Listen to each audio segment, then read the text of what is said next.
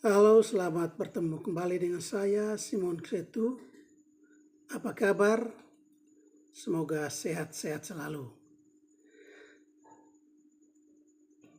Kali ini kita akan membahas materi tentang berpacaran. Materi ke-15, kelas 7 semester kedua. Tentang berpacaran, kelas 7 semester kedua. Tentu kalian ada yang sudah memiliki atau sudah mempunyai pacar. Ataukah mungkin sudah ada rasa tertarik dengan lawan jenisnya. Maka simaklah pembahasan kita kali ini tentang berpacaran. Memasuki masa remaja berarti memasuki relasi sosial yang makin luas. Relasi yang tadinya terbatas pada teman sejenis mulai berkembang dan terarah pada ketertarikan pada lawan jenis. Itulah remaja SMP mulai terbiasa berbicara tentang pacaran. Hal ini biasanya diikuti dengan perubahan perilaku.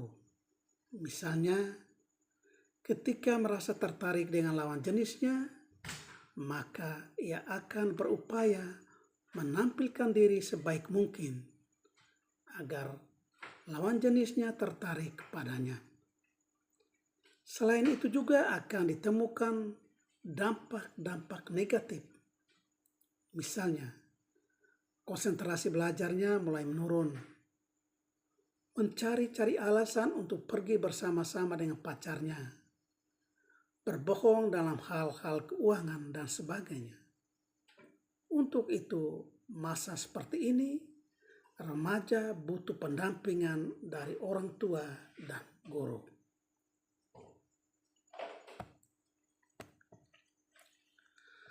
Rasa tertarik kepada lawan jenis merupakan bagian dari proses pertumbuhan remaja menuju kedewasaan. Setiap orang akan atau pernah mengalaminya. Rasa tertarik itu sendiri diberikan oleh Allah sendiri. Allah menciptakan manusia laki-laki dan perempuan agar saling tertarik, dan dengan demikian mereka saling membantu memperkembangkan satu terhadap yang lainnya.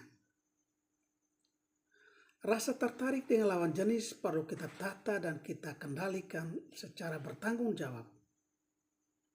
Itulah sebabnya kita perlu mengenal adanya tahap-tahap ketertarikan seseorang terhadap lawan jenisnya.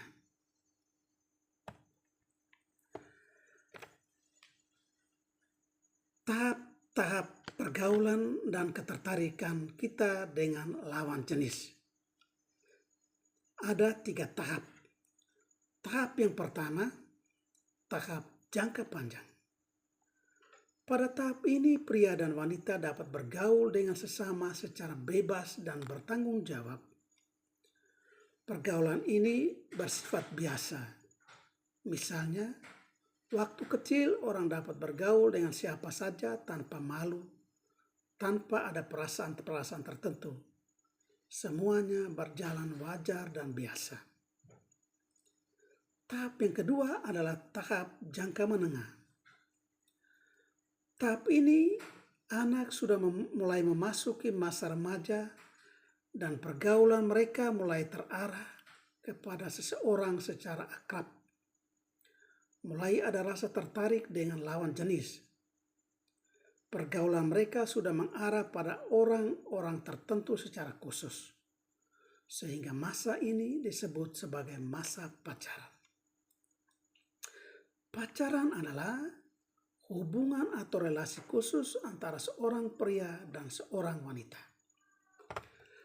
Tahap yang ketiga atau tahap yang terakhir adalah tahap jangka pendek. Pada tahap ini pria dan wanita bersepakat untuk mengikat janji sebagai persiapan akhir mereka menjelang perkawinan. Peristiwa saling mengikat janji itu biasanya dilaksanakan dalam upacara pertunanganan.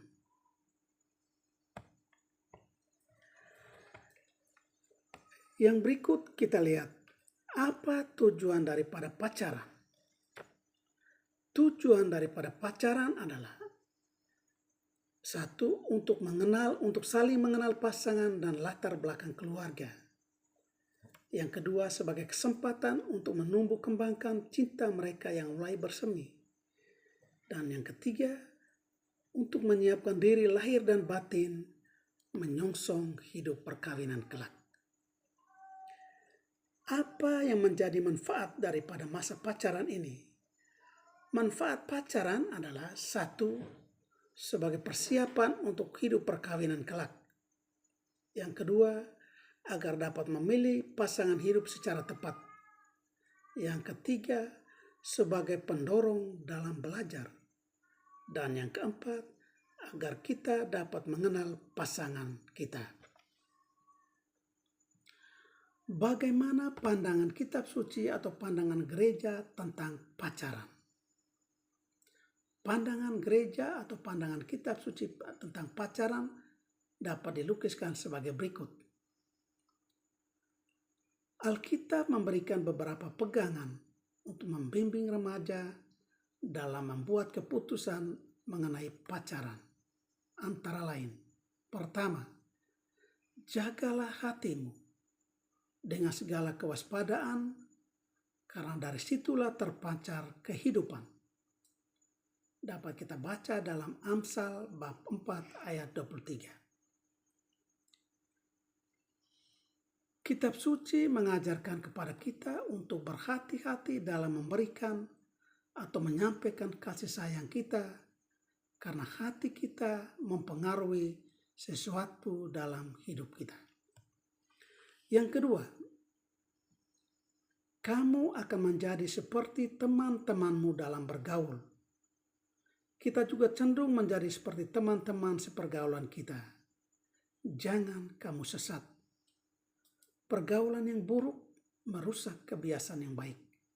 1 Korintus bab 15 ayat 33. Prinsip-prinsip ini juga berlaku dalam hal berpacaran.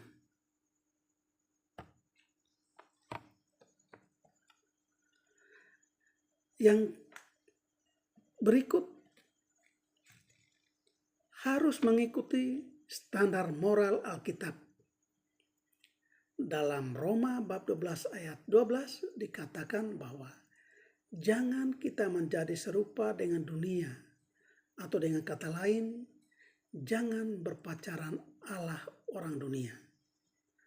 Hendaknya dalam berpacaran mengikuti nasihat Injil, yaitu didasari kasih Allah. Percayailah Allah dalam segala hal, karena Ia Maha Tahu, yang tentunya tahu apa yang menjadi kerinduan atau kebutuhan kita, bahkan menjanjikan masa depan yang penuh harapan. Yeremia bab 29 ayat 11. Yang berikut, Amsal 23 ayat 18 menegaskan bahwa pacaran yang benar harus didasari dengan kasih Allah, sehingga orientasi pergaulan itu hanya ada di dalam tubuh Kristus. Usaha-usaha apa saja yang perlu kita lakukan dalam menjalankan masa pacaran agar pacaran itu dapat berjalan secara sehat? Atau kiat-kiat apa yang perlu kita usahakan selama kita menjalani masa pacaran sehingga pacaran itu dapat berjalan secara sehat?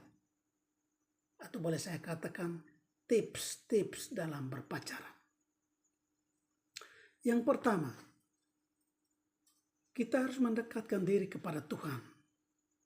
Ini adalah norma agama yang harus menjadi pedoman dalam berperilaku, termasuk juga dalam hal berpacaran. Yang kedua, menyibukkan diri dengan berbagai kegiatan. Misalnya, kegiatan ekstra di sekolah, belajar kelompok, kegiatan-kegiatan pengembangan diri, dan lain-lain. Yang ketiga, berusaha tetap berteman dengan teman yang lain. Dan yang keempat, jadikanlah pacaran sebagai penyemangat dan memotivasi diri. Dan yang terakhir, hindarilah diri kita dari pornografi. Dalam hal ini ada penekanan, ada hal yang perlu kita perhatikan bahwa pacaran sebenarnya adalah proses menuju pernikahan. Pacaran pada masa sekolah atau pacaran yang sekarang belum tentu menjadi suami atau istri kelak. Oleh karena itu, jagalah diri dengan lebih baik dalam berelasi dengan lawan jenis.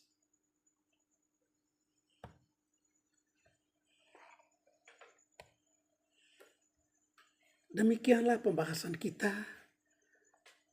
kali ini dalam materi berpacaran.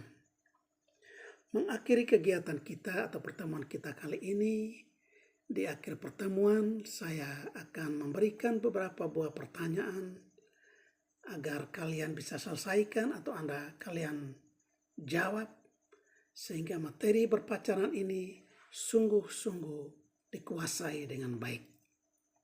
Pertanyaan yang pertama, jelaskan apa yang dimaksudkan dengan pacaran.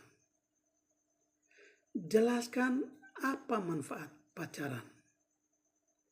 Yang ketiga, apa tujuan dari pacaran.